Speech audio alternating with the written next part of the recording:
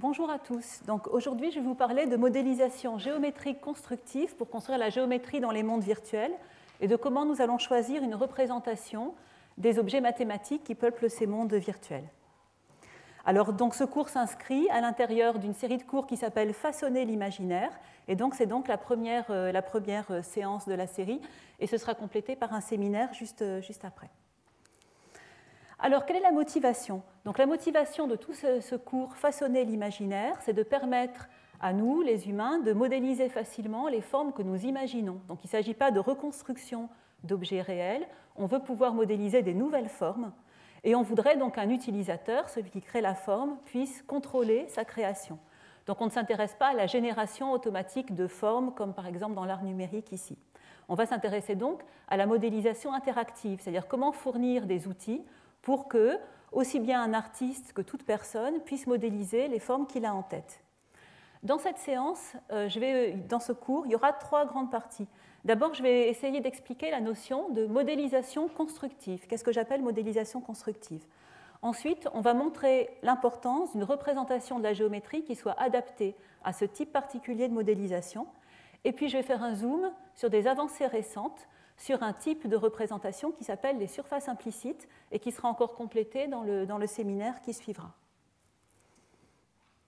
Alors d'abord, avant de vous dire comment modéliser les formes de manière constructive, j'ai besoin d'expliquer qu'est-ce que je vais appeler des formes. Je vais appeler une forme dans ce cours toute structure géométrique plongée dans un espace 3D. Ces structures géométriques peuvent être constituées de courbes d'une dimension. Par exemple, si on veut modéliser des brins d'herbe ou des cheveux, ce sera plutôt des courbes. Ça pourrait être des surfaces, par exemple, si on veut modéliser les vêtements d'un personnage. Et ça peut être, dans une grande partie des cas, il s'agit de volumes, si on veut modéliser le corps du personnage lui-même, par exemple. Et puis, ça peut être toute combinaison des précédentes. Si vous voulez modéliser un arbre, vous avez le tronc qui a un volume, peut-être que les branches les plus fines vont être plutôt comme des courbes, et puis vous allez avoir les feuilles qui sont des surfaces, par exemple. Quand je vais vous parler de formes libres, il s'agit de formes qui ont une géométrie quelconque et un genre topologique quelconque. Donc là, vous avez un exemple de forme libre. Donc cette forme, vous voyez, ce n'est pas simplement une union de primitives géométriques comme des sphères ou des cylindres.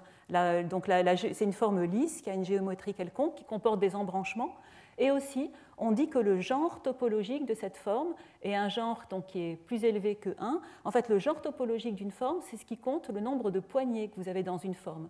Une sphère est de genre topologique 0, et tous les objets homéomorphes à une sphère, c'est-à-dire qu'on peut obtenir en déformant continuellement une sphère, je vous parlais d'un personnage par exemple, ben voilà, ça c'est un genre topologique 0. Ensuite, si vous avez quelque chose qui a une poignée, comme par exemple, j'allais dire une théière par exemple, qui a une poignée, ben vous pouvez peut-être l'obtenir en déformant continuellement un tore. Ça a pour genre topologique 1, et ainsi de suite. Et l'objet que vous voyez ici a un genre topologique élevé, en tout cas au moins égal à 5, puisque je vois ici 5 poignées. Ensuite, on a besoin de savoir aussi dans ce cours qu'est-ce que c'est qu'une forme lisse. Donc, pour des formes lisses, donc la surface est bien douce, si vous voulez, on parle de classe C1 quand on a la continuité des tangentes, des plans tangents, et de classe C2 quand les courbures de la forme sont également continues. Et puis, une autre dernière remarque que je voudrais faire avant de vraiment commencer, c'est qu'une forme, quand c'est une forme 3D, je veux dire une forme volumique, un volume plongé lui-même dans un espace 3D, on a le choix entre deux représentations. Ou bien on va carrément directement utiliser une représentation volumique, ou bien on va utiliser une représentation par bord. Alors, par exemple ici, cette sphère, elle est modélisée par bord, c'est-à-dire qu'on modélise le maillage qui représente le bord de la sphère et non pas le volume contenu à l'intérieur de la sphère. Il y a un petit risque quand on fait des modélisations par bord, c'est qu'on peut aussi modéliser sans le vouloir des volumes qui n'existent pas. Un objet volumique correct, eh bien en fait, donc c'est un objet bien sûr qui n'a pas d'auto-intersection et sa surface, finalement, c'est par l'espace entre deux parties, un volume intérieur qui est un volume fini et puis un extérieur qui est un volume infini. L'objet que j'ai ici affiché complètement à droite s'appelle une bouteille de Klein, et cette forme-là, en fait, eh bien, elle n'a ni intérieur ni extérieur. Et pourtant, c'est une surface géométrique entièrement fermée. Si vous suivez cette surface, vous n'arrivez jamais à un bord de cette surface. Donc c'est un objet qui est bien délimité par une surface fermée. Par contre, cette surface n'est pas correcte en ce sens qu'il y a une auto-intersection, donc elle ne représente pas, ce n'est pas le bord d'un volume. Donc il faut juste faire attention, quand les formes 3D ont choisi de les représenter par bord, tous les bords ne sont pas valides. Voilà, donc maintenant, je vais essayer d'expliquer ce que c'est que la modélisation constructive, et pour ça, on a besoin de regarder un petit peu qu'est-ce que c'est que les formes vues par les machines par rapport aux formes vues par les humains. Alors, commençons par les formes vues par les machines à gauche. Pour une machine, finalement, qui va devoir afficher cette forme à la fin de ce que vous avez en bas, vous voyez une caméra, puis une image, un tableau de pixels, et puis des formes qu'on va projeter pour former cette image. Eh bien, finalement, ce dont a besoin la machine, c'est d'un modèle mathématique de la forme 3D. Donc, ce modèle mathématique, ça peut être une énumération d'éléments à afficher. Par exemple, si c'est une forme surface ou volume, souvent, ça va être une liste de facettes à afficher. Par exemple, une liste de triangles qu'on va afficher en les projetant sur l'image. Si c'était des brins d'herbe, ce serait une liste de courbes. Ou bien, on peut aussi modéliser cette forme comme une équation permettant de calculer cette énumération d'éléments à afficher. De toute façon, pour faire le rendu, donc calculer l'image, le rendu, ça veut dire calculer l'image de synthèse, il faudra à un moment projeter des éléments individuels sur cette image. Donc il faudra à un moment avoir cette énumération, cette liste de faces, par exemple. Par contre, les formes vues par les humains, c'est totalement différent.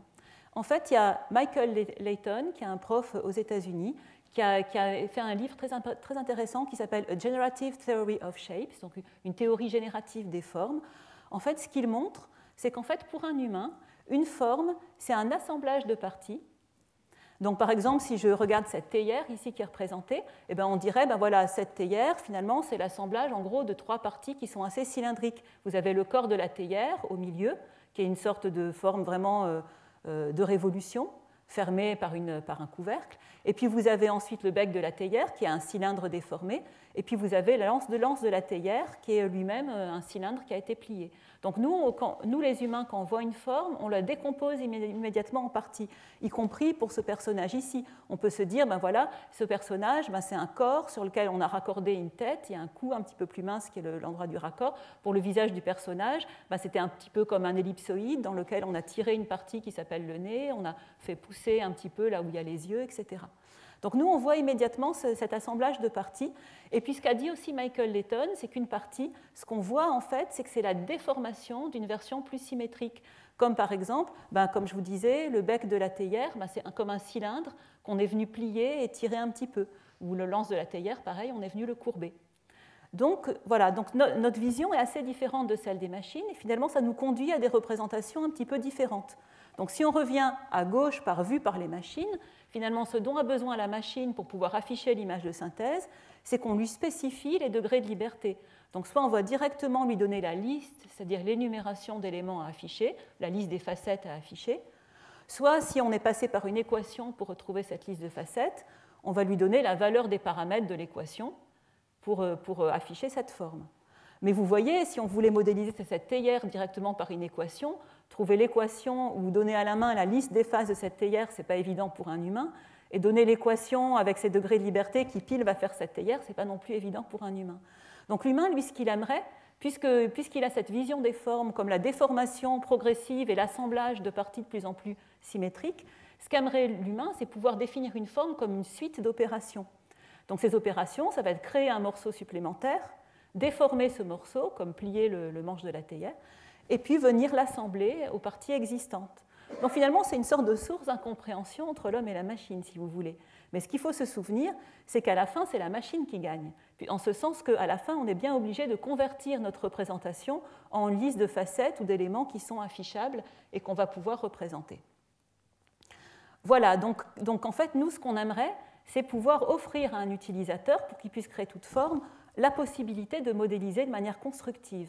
Et donc la question, c'est qu'est-ce qu'il faut à l'utilisateur pour modéliser de manière constructive? Et puis après, on va convertir en cette liste, en cette énumération d'éléments pour la machine. Donc l'utilisateur, qu'est-ce qu'il voudrait?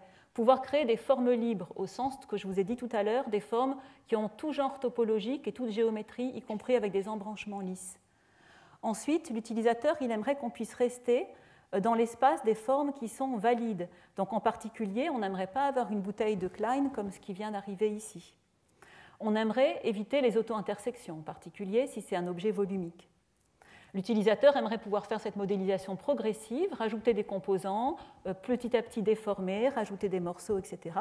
Et il aimerait en tout cas, quand il fait une opération, tout de suite avoir un affichage temps réel, quelle que soit la durée de la modélisation. Si vous avez déjà travaillé avec des artistes, peut-être qu'un artiste va mettre 3 heures à bien peaufiner le visage que vous avez en bas, une jolie sculpture. Mais quelle que soit la durée qu'il a mis à faire une série d'opérations pour obtenir cette forme, on aimerait quand même que l'affichage soit temps réel. Donc on n'aimerait pas stocker forcément tout l'historique de la modélisation constructive à cause de ça, parce que l'historique peut être très très long. Donc on a besoin de choisir une représentation géométrique adaptée. Et c'est l'objet de cette leçon, comment choisir ça. Donc déjà, il est important de comprendre quelles sont les représentations dont on dispose avant de pouvoir faire un choix. On dispose de 3 grands types de représentations. Premièrement, les représentations discrètes.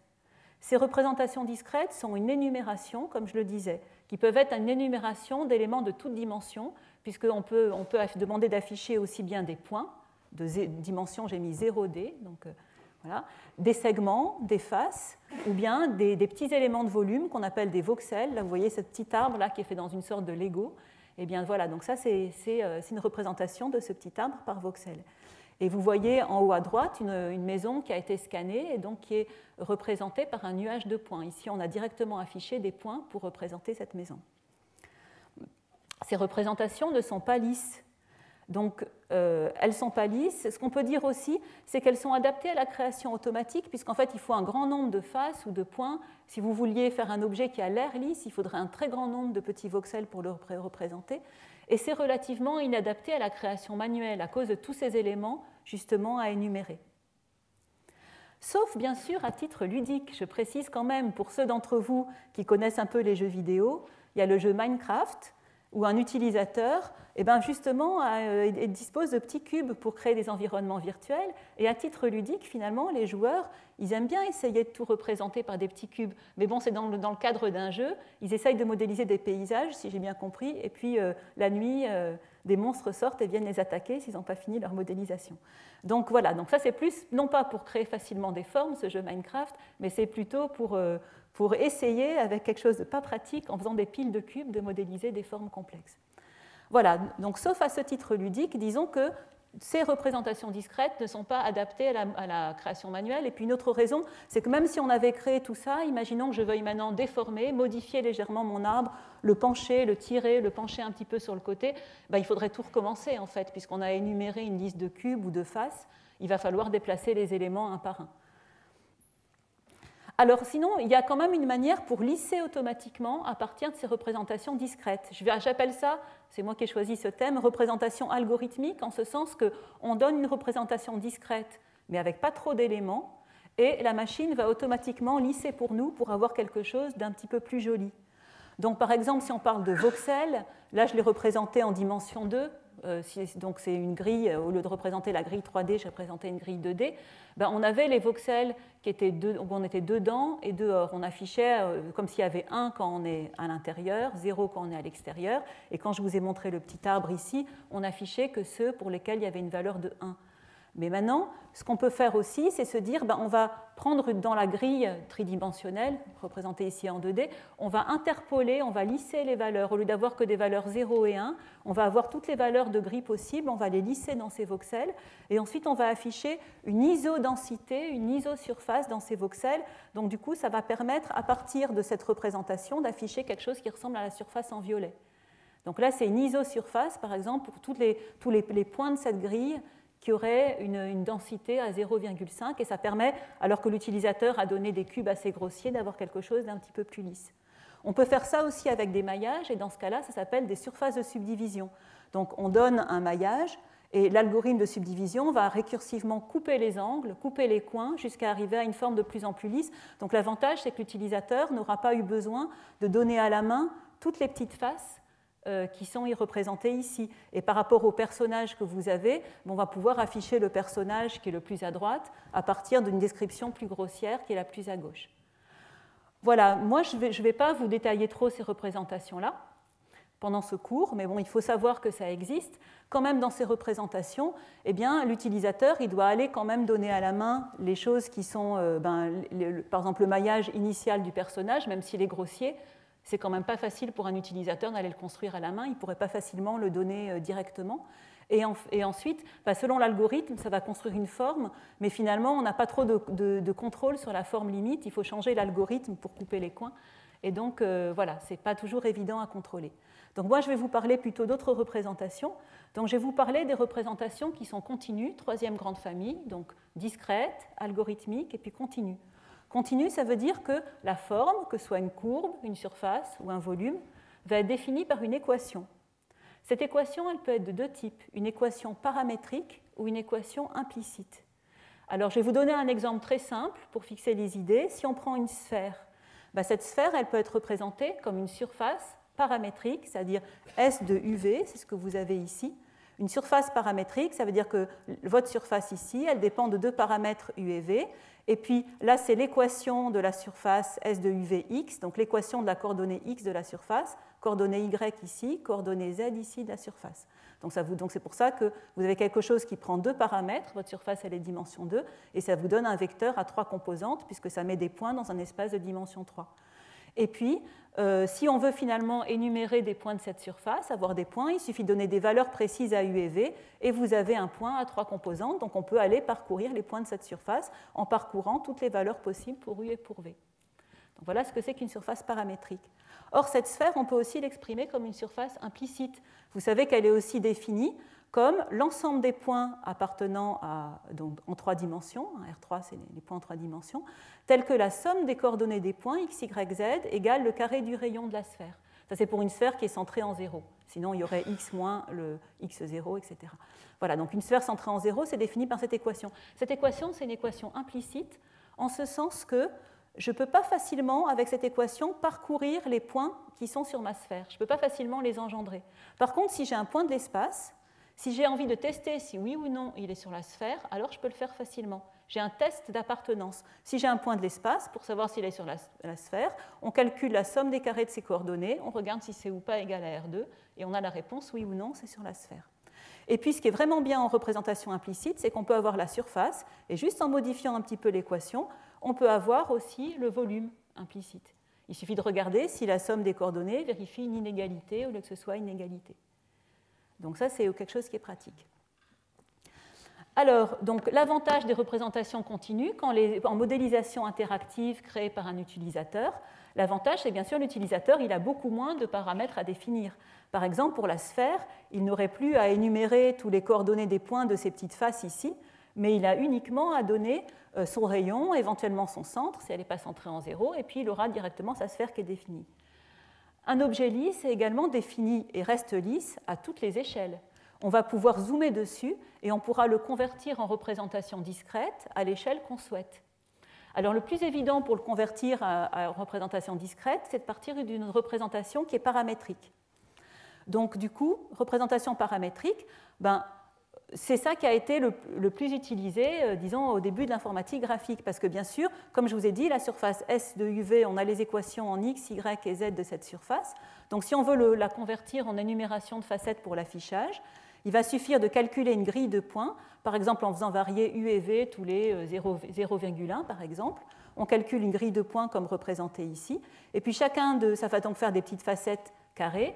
Comme 4 points ne sont pas forcément dans un même plan, on va ensuite trianguler ces petites faces carrées pour avoir des faces planes. Et donc, on va pouvoir finalement afficher, envoyer cette énumération de points à la machine pour affichage.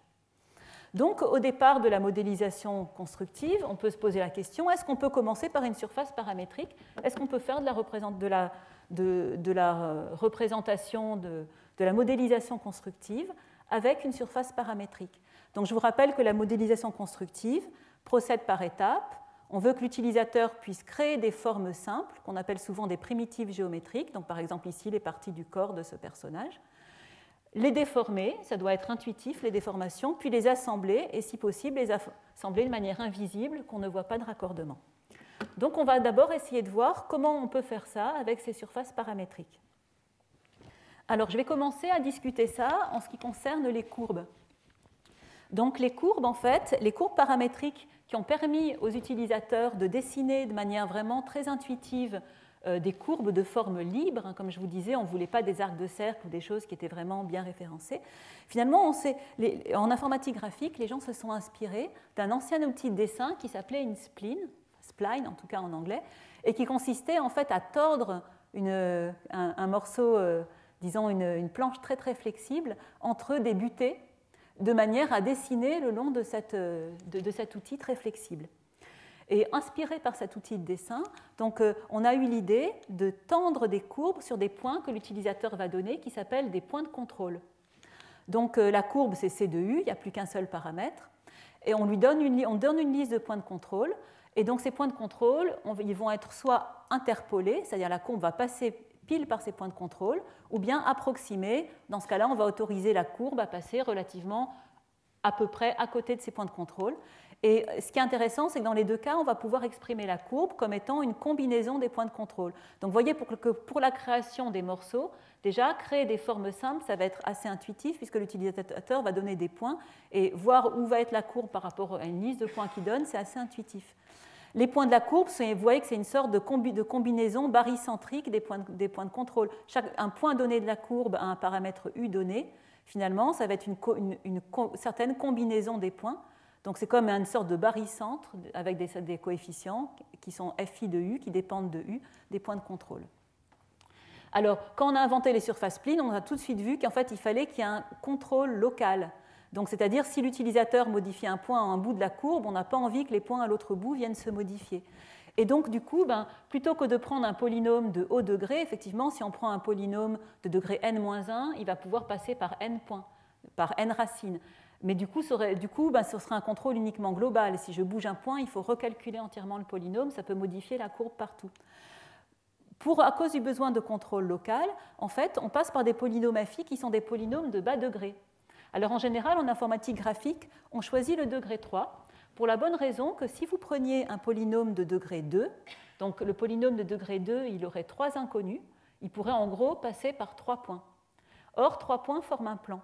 Donc une courbe polynomiale de degré 2, finalement définie par 3 points, elle serait dans le plan défini par ces 3 points. Or, si on veut faire des courbes qui sont véritablement des courbes gauches, c'est-à-dire des courbes en 3D, comme par exemple des spirales, eh bien, ou des hélices plutôt, eh bien, donc du coup, on va vraiment avoir besoin du degré 3.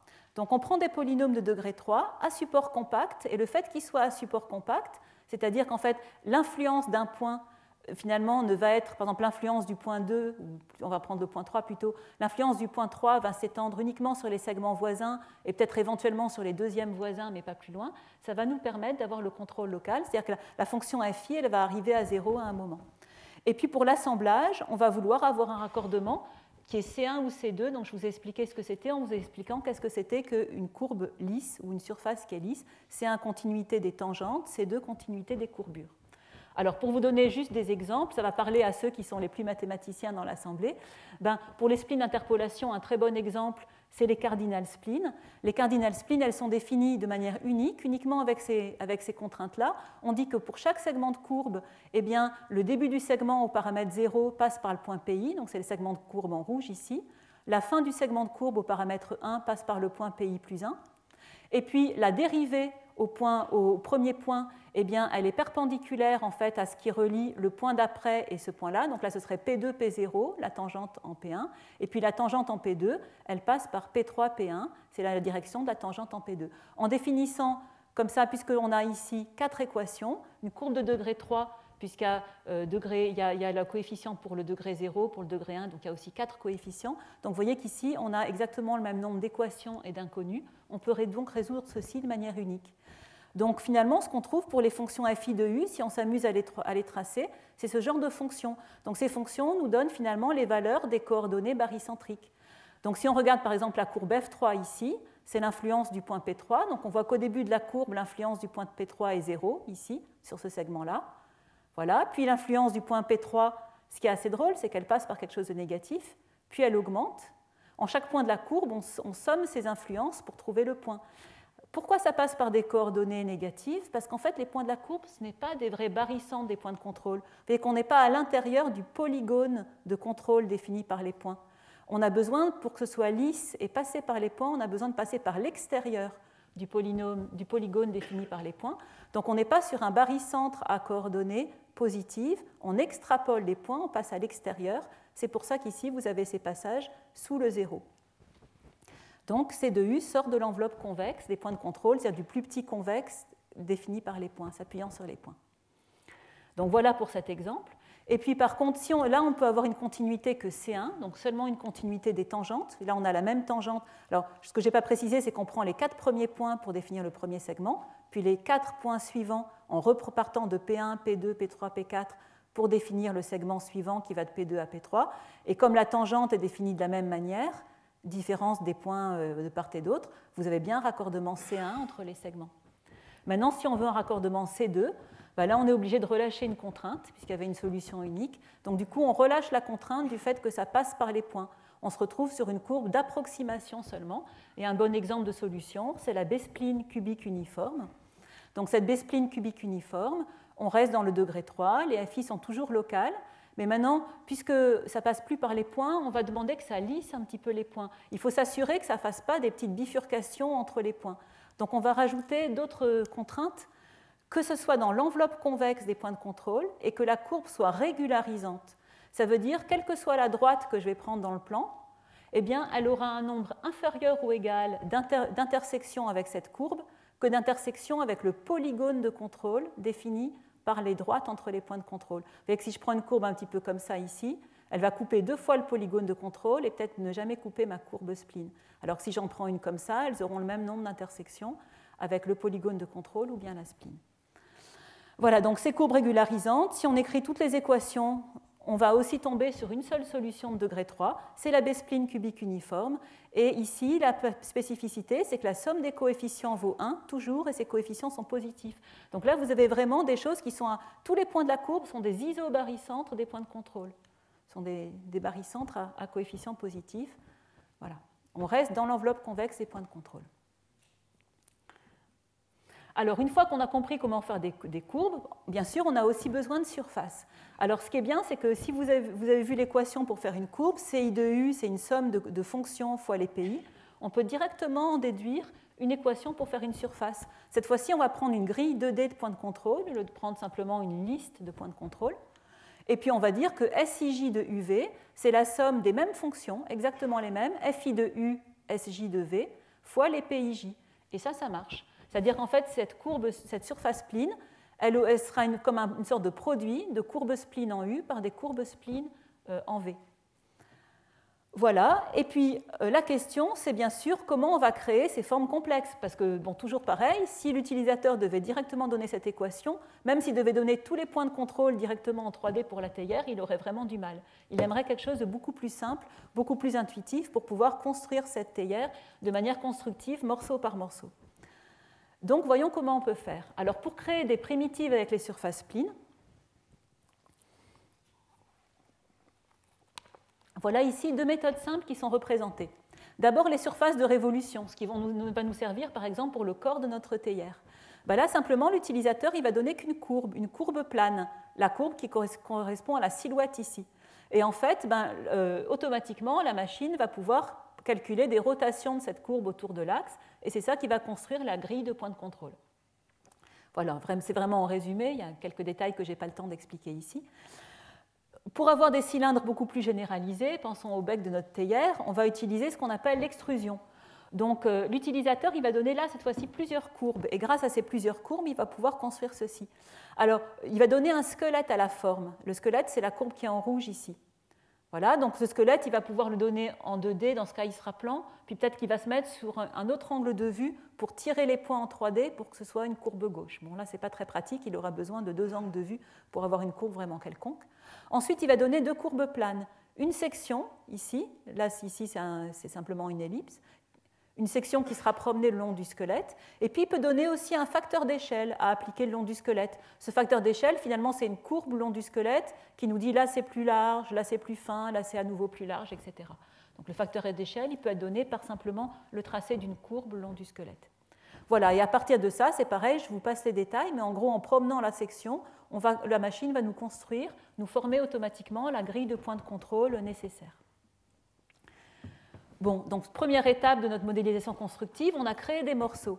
Deuxième étape, il va falloir déformer ces morceaux pour pouvoir ajuster la forme pour un utilisateur. Donc bien sûr, l'utilisateur il peut prendre les points de contrôle un par un et tirer dessus. Par exemple, s'il veut ici étirer le bec verseur de cette théière pour qu'on puisse vraiment bien verser, l'ouvrir un petit peu plus, il va prendre le point de contrôle qui est là au bout et puis tirer sur sa théière. Par contre, s'il veut faire des déformations un peu plus globales, par exemple s'il veut changer la courbure ici de ce bec verseur, il aura besoin de tirer beaucoup de points, puis ça risque de ne pas être très lisse. Donc ça peut être utile de lui définir des déformations globales, qu'on appelle aussi déformation de l'espace. Donc une technique pour ça, c'est de plonger l'objet dans un champ de déformation. Alors il est représenté ici en dimension 2. Imaginons qu'une fonction t, c'est une fonction de R3 dans R3, là c'est représenté en dimension 2, donc là c'est de R2 dans R2, qui prend tous les points de l'espace et qui leur applique une déformation. Ici ça a fait gonfler sur une sorte de sphère.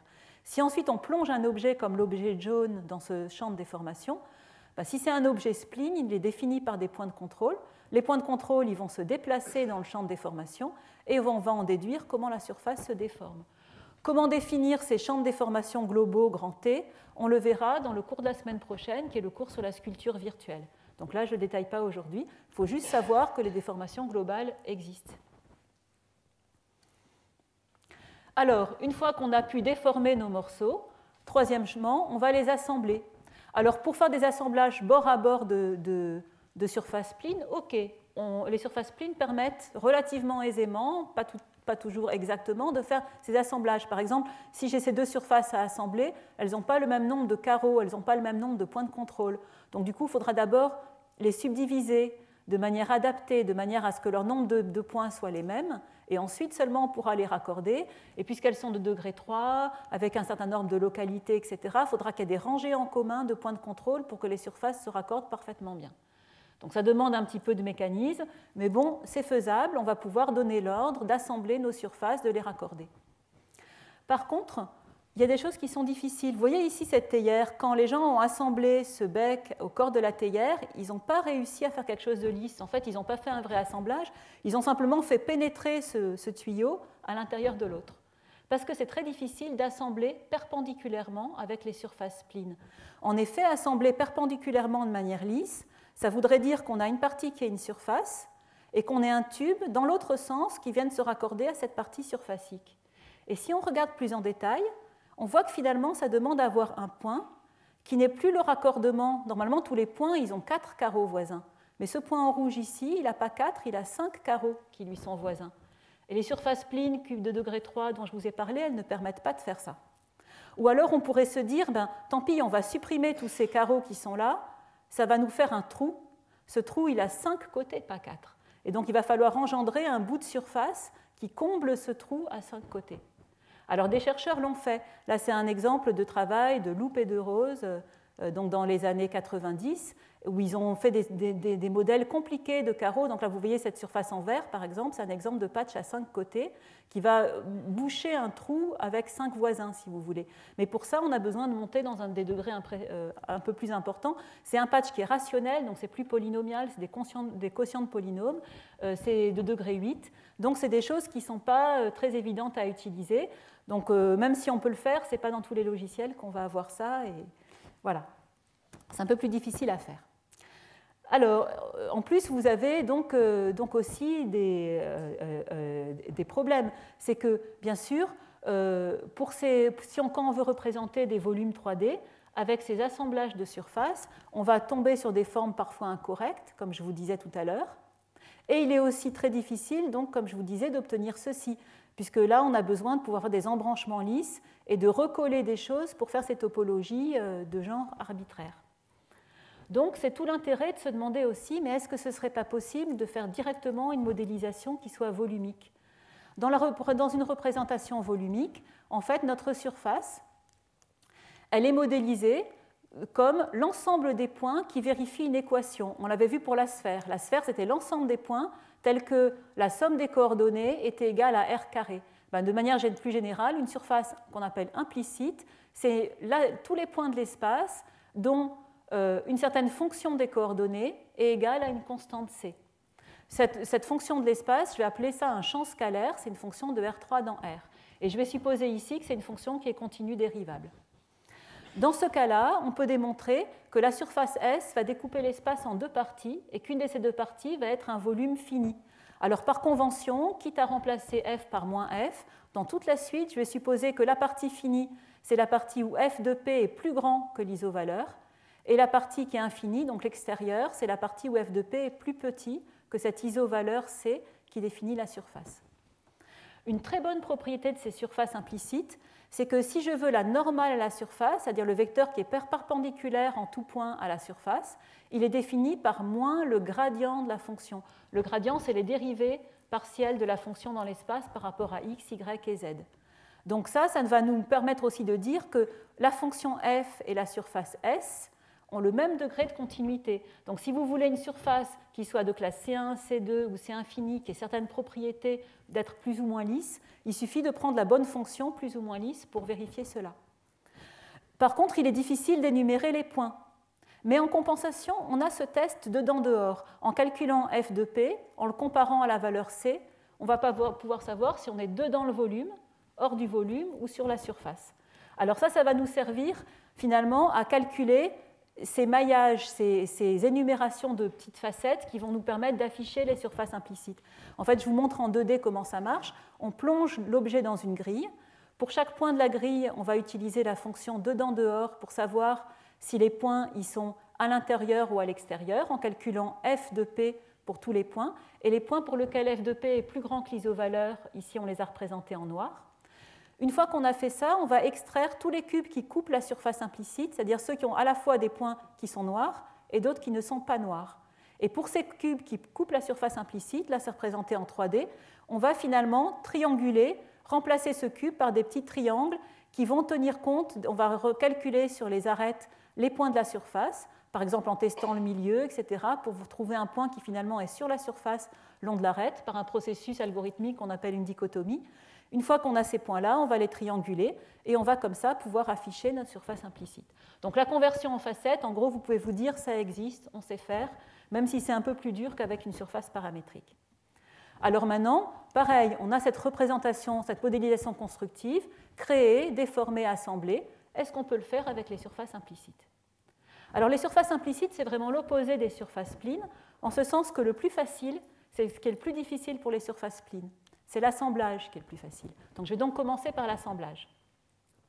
Supposons qu'on a deux surfaces S1 en haut et S2 en bas, définies par deux fonctions différentes, F1 et F2.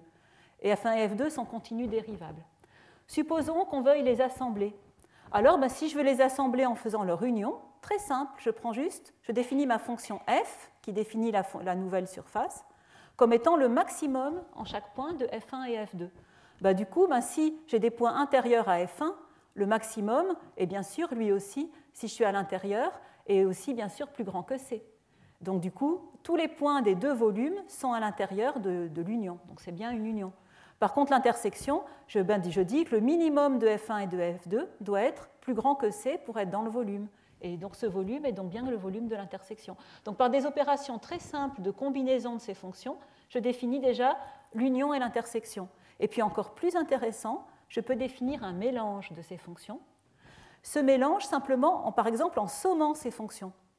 Et si je somme ces fonctions, donc imaginons que ici, ces fonctions, je vous ai dit, elles vont décroître vers l'extérieur.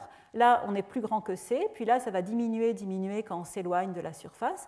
Du coup, si j'ai deux sphères, par exemple, qui sont modélisées de cette manière, et que je vais les mélanger en additionnant F1 et F2, en fait, c'est comme si elles s'attiraient des points qui étaient entre les deux sphères, qui au départ n'auraient pas dû être dans la surface.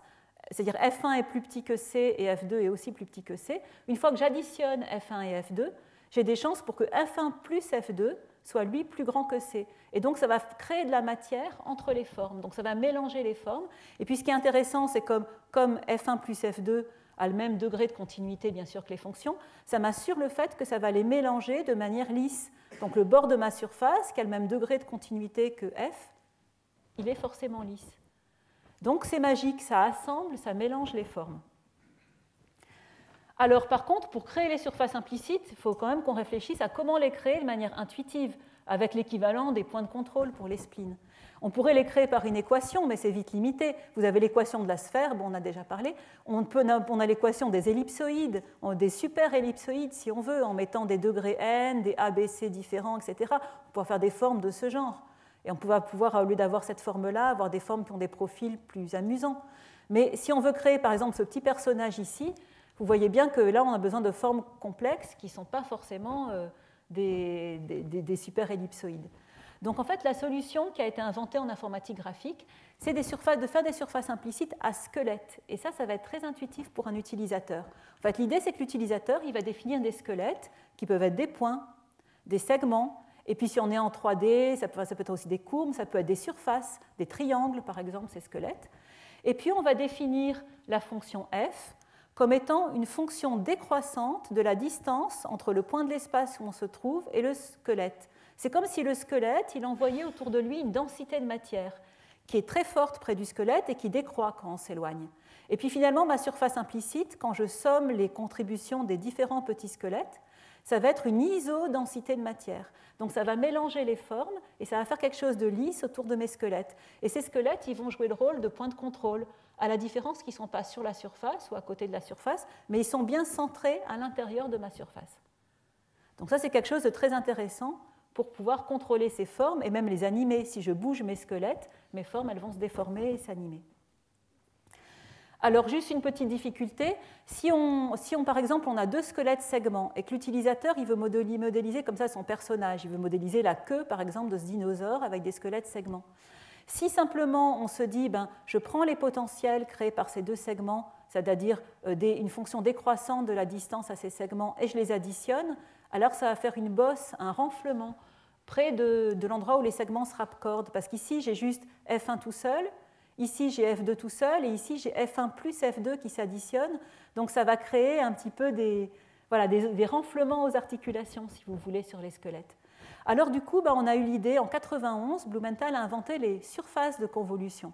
Les surfaces de convolution, c'est l'idée de dire le potentiel, la fonction champ dont je parlais, le champ scalaire, il est défini comme l'intégrale le long du squelette de tous les champs scalaires individuels créés par les points de ce squelette.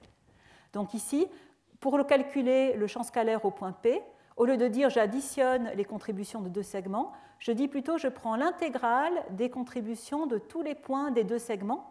Et donc du coup, comme l'intégrale d'une somme, c'est la somme des intégrales, pour ceux qui ont un background, qui ont un passé en maths. Donc ici, vous voyez que j'ai un seul segment ou que j'ai deux segments séparés, j'aurai exactement la même forme. Donc ça évite d'avoir ces renflements aux jonctions.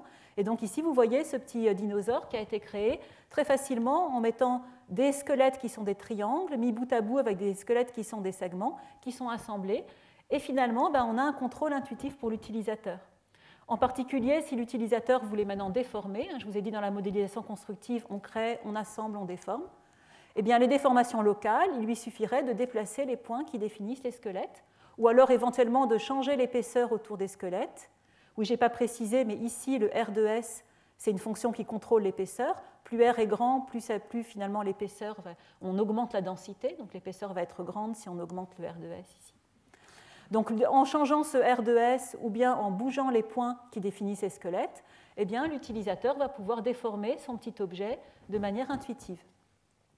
Et puis, il peut toujours faire une déformation globale aussi. Vous voyez, si on veut par exemple faire cette colonne torsadée, ça ne va pas être très pratique en allant déformer les squelettes pour faire cette torsade et tout ça. Par contre, si vous avez une déformation de l'espace qui vrille l'espace, qui modélise donc cette torsion de l'espace sur lui-même, alors ça peut être intéressant de plonger la surface implicite dans la déformation de l'espace. Et il y a une même méthode pour le faire, encore plus simple peut-être qu'avec les surfaces splines. C'est-à-dire que si je veux calculer la nouvelle surface implicite, f chapeau de P, donc pour calculer la nouvelle surface implicite après déformation, définie par le champ f chapeau, eh bien je définis simplement f chapeau de P comme étant pour ce point P, eh bien l'image le f du t-1 de P.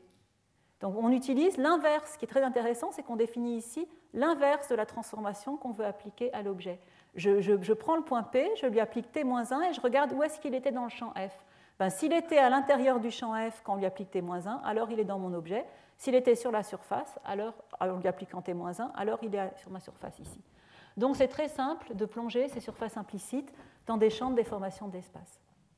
Donc du coup, voilà, les gens à la fin des années 90 qui ont inventé ces surfaces implicites ont été absolument ravis. Ils ont pu construire des formes complexes avec des suites de combinaisons en combinant par des arbres d'opérations, des déformations, des ajouts de squelettes, et ils ont pu faire des formes vraiment intéressantes avec des unions, des intersections, des mélanges lisses, etc.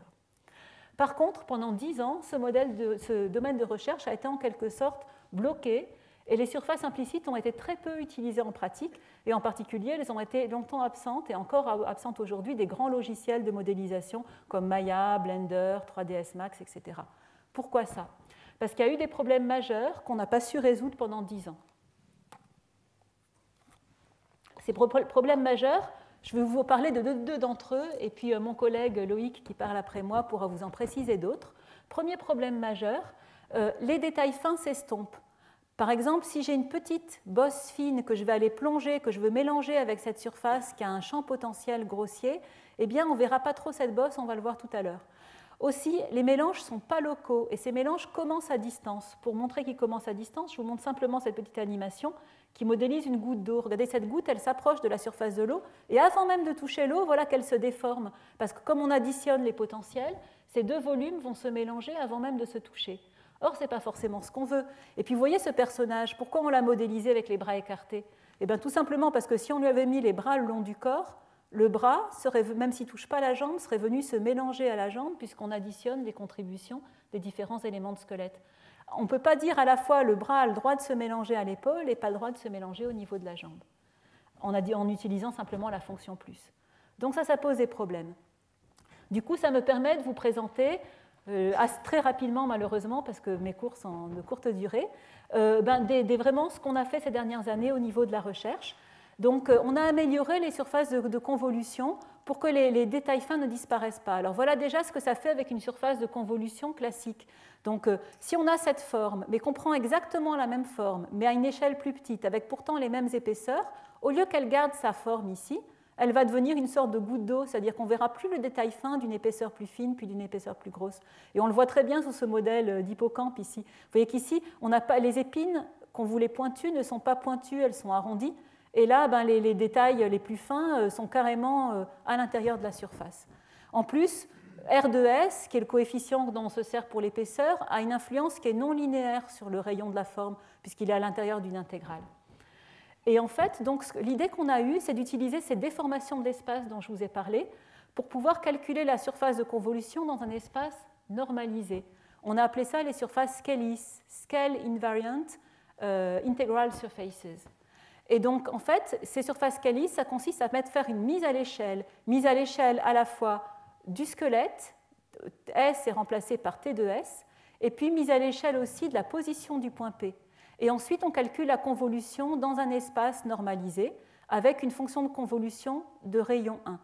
Et on a du coup ce qu'on veut. Et maintenant, avec les Scalis, vous voyez, l'objet, dans toutes les dimensions, il est similaire à lui-même, qui est quand même la moindre des choses si on veut vraiment s'en servir pour modéliser des formes en informatique graphique. Au moins, on a besoin que les objets petits soient comme les grands. Et donc, vous voyez ici, par exemple, notre petit hippocampe, maintenant, il a bien ses bouts pointus, etc. Alors, on a étendu ça, bien sûr, ce changement d'échelle, on peut le faire que si le R de S est constant, si on peut faire une transformation. Mais on a pu généraliser cette équation. Si le R de S varie, donc là, c'est un peu plus de maths, mais il va falloir simplement, au lieu de prendre une fonction décroissante de la distance, je prends une fonction décroissante de la distance divisée par le R de S, je remplace le ds par ds sur R de S, et on peut même rajouter devant un coefficient normalisateur pour que le poids soit exactement égal au rayon. Et là, ce qui est vraiment bien, c'est quand l'utilisateur donne un rayon, eh bien, le rayon veut vraiment dire un rayon qu'on peut mesurer sur la forme. Donc maintenant, on peut vraiment modéliser des choses avec des surfaces implicites grâce à ces avancées. Ensuite, il y a le problème des mélanges. Comme je vous ai dit, ces surfaces implicites, elles se mélangent à distance et l'utilisateur, il n'est pas du tout préparé, s'il donne ce squelette, à avoir une forme qui ressemble à un patatoïde autour du squelette, parce que finalement, tout s'est mélangé, on ne voit plus les détails. On le voit ici pour ce personnage, où la queue s'est mélangée à la jambe, etc. Voilà, il voulait ça et il a obtenu ça. Ou bien on le voit ici pour cette espèce de tore. Là, le squelette, c'est le quadrilatère. Les rayons sont donnés par les cercles jaunes. Et ce qu'on a, c'est que le trou au milieu s'est bouché finalement quand on a tout sommé avec un plus. Donc comment on peut éviter... Alors d'abord, qu'est-ce qu'on voudrait en fait comme comportement? C'est très important, avant de chercher une solution, de réfléchir à qu'est-ce qui se passe dans la nature et qu'est-ce que pourrait vouloir un utilisateur. L'utilisateur, il peut vouloir que la topologie reste toujours la topologie du squelette. Par exemple, si j'y veux modéliser des objets en contact, comme des mains, eh bien, il aimerait bien que les deux mains ne se mélangent pas entre elles, bien sûr, mais que les mains gardent toujours la topologie de leur squelette, comme représenté ici schématiquement. Il pourrait vouloir sinon que ce soit des objets qui se mélangent, mais seulement quand ils se touchent, comme des gouttes d'eau. Quand deux gouttes d'eau, quand elles ne sont pas en contact, elles ne sont pas mélangées, mais quand elles rentrent en contact, alors on veut qu'une forme lisse se crée. Alors on a cherché et on a trouvé un exemple où on aimerait que ça se mélange à distance. C'est les plis de vêtements. Si vous avez des plis de vêtements, quand deux plis se rapprochent, ils ne vont pas rentrer en collision. Enfin, si c'est des plis qui sont voisins sur le vêtement, en gros, ils vont se mélanger en un gros pli. Donc ça, c'est un exemple de mélange à distance. C'est ce qu'on obtient directement avec le plus, c'est le plus facile à obtenir. Et puis, il y a des mélanges qui sont contextuels. Si vous voulez faire des chevelures volumiques pour la bande dessinée, vous voulez que vos mèches de cheveux se mélangent en haut de la tête, mais vous voulez que cette mèche qui est sur le dessus ici ne se mélange pas aux mèches voisines, parce qu'en fait, elle a un angle qui est différent. Donc là, le mélange, il doit dépendre de l'angle entre les morceaux. Donc c'est quelque chose de très intéressant, ces mélanges contextuels. Alors, voilà un exemple de solution. Par exemple, ici, vous voyez que sur cette robe, on a rajouté automatiquement des petits plis. Et bien, ces petits plis, ils ont été modélisés par surface implicite et ils se mélangent à distance. Et ça, on va le détailler dans la suite de ce cours, quand on sera sur la partie sur l'animation de personnages. Je vous expliquerai en détail comment on utilise des surfaces implicites à squelettes. Les squelettes suivent les plis du vêtement pour mélanger ces plis à distance et pour pouvoir animer en temps réel cette robe qui a plein de petits plis. Donc là, on a utilisé vraiment cette capacité de mélange avec un plus sur les fonctions qui définissent les surfaces. Deuxième exemple, ça c'est mon collègue Loïc qui vous expliquera la solution dans le séminaire qui va suivre. Comment on va pouvoir mélanger au contact? Vous voyez la goutte d'eau avant de mélanger au contact et la goutte d'eau après. Elle ne se mélange toujours pas et seulement quand elle touche, elle se mélange. Donc ça, maintenant, on réussit à le faire. Voilà, Loïc vous expliquera comment on fait ça. Et ça peut servir à la modélisation constructive, morceau par morceau. Donc là, c'est des morceaux qu'on a rajoutés, qui se sont mélangés de manière complètement invisible à la forme. Quand on a rajouté la partie de la jambe, par exemple, ici, on ne voit plus, c'est tout à fait lisse au niveau du raccordement. Mais ça s'est mélangé que sur la partie qui se touchait. Par exemple, ici, le genou ne s'est pas mélangé à l'épaule de ce personnage, par exemple. Et puis enfin, le mélange squelettal. Alors, le mélange squelettal, puisque ces squelettes, on a besoin qu'ils soient modélisés par des intégrales, de manière à ce qu'il n'y ait pas de bosse aux jonctions, on va continuer à faire un mélange avec plus, et on a inventé très récemment, en 2014, une méthode pour recreuser la surface implicite là où elle se mélange trop. Alors, ce qui est intéressant, c'est comment on détecte comment elle se mélange trop. En fait, quand on a un squelette qui est tout droit, par exemple une droite infinie, il a un certain rapport entre la valeur du potentiel, qui décroît quand on s'éloigne du squelette, et puis la valeur du gradient, c'est des dérivés du potentiel qui disent la vitesse à laquelle ça décroît. Ce qui est intéressant, c'est que si on plie ce squelette ici, on va le plier et on va faire cette forme ici, si on plie ce squelette, eh bien alors au point P1, là, on est toujours à la même distance du squelette, et pourtant le potentiel a beaucoup augmenté. Effectivement, on a sommé, on a intégré le potentiel le long de toute la courbe noire, donc ça a gonflé, si vous voulez. Et quant au gradient, à la norme, donc qui est représentée par cette flèche, lui, il a beaucoup diminué le gradient. Donc on n'a plus du tout le bon rapport entre la fonction f et la norme du gradient de cette fonction f. Et l'idée, c'est qu'en fonction du rapport entre f et norme de f, on va empêcher ces mélanges qui ne sont pas voulus, on va venir creuser, donc diminuer f. Alors l'idée, c'est finalement, on va se placer dans un espace, qui est l'espace défini par f sur un axe et la norme du gradient sur l'autre. On va prendre comme référence la ligne G, qui est la ligne infinie. On va se dire, pour tout f avec son gradient, on va le reprojeter sur cette ligne infinie. Donc on le projette avec un certain angle alpha. Alpha, c'est notre paramètre de contrôle sur combien on va creuser. Eh bien, vous voyez qu'ici, si on a projeté ici, f, finalement, la nouvelle valeur de f, f chapeau, elle a donc diminué. Donc, je vous montre en résultat, en image, ce que ça fait. Si ça veut bien, voilà. Donc ici, vous voyez avant, avec le mélange indésiré, vous voyez la queue en particulier du gradient du dragon qui se mélange. Et puis ici, là, on a creusé. Et ce mélange indésirable, finalement, a été... Là, on a eu la topologie du squelette, qui est aussi la topologie de l'union. C'est marqué topologie de l'union, c'est la topologie du squelette. Et là, on va creuser encore plus pour vraiment avoir la topologie du squelette, même si l'union des boules s'intersectait, on a aplati les objets les uns sur les autres pour pas que la queue du dragon se mélange. Un deuxième exemple dont je vous ai parlé, c'est la possibilité de faire un mélange contextuel qui dépend de l'angle. Alors ici, regardez bien ce qu'on obtient, c'est le mélange directionnel. Il ressemble à la somme quand c'est parallèle, et il ressemble par contre à quelque chose qui ne se mélange pas quand c'est perpendiculaire. Et ça peut servir à faire des chevelures. Je vous parlais des chevelures de bande dessinée. Ici, ces mèches, on va les voir apparaître quand elles ne sont pas parallèles les unes aux autres. Quand elles sont parallèles, elles vont se mélanger entre elles. Donc c'est seulement les parties qui vont vraiment saillir à cause d'une différence finalement donc on le voit bien sur ces images fixes ici. C'est vraiment les différences d'orientation qui nous permettent de voir les mèches les unes par rapport aux autres. Voilà, donc je vais m'arrêter ici, ça laissera 5 minutes pour les questions. Je vous ai présenté la modélisation constructive. On a vu tout l'intérêt des surfaces implicites pour la modélisation constructive, et en particulier le contrôle intuitif à l'aide de squelettes. Je vous invite, si vous le souhaitez, à aller essayer en ligne un logiciel gratuit de modélisation constructive qui s'appelle GWheel, qui a été créé par une start-up créée par un ancien membre de mon équipe qui utilise nos surfaces implicites à squelettes Scalis, et dans lequel vous pouvez modéliser vos propres bijoux et les imprimer. Et donc, c'est intéressant si vous voulez manipuler. Il suffit de chercher ça sur le web.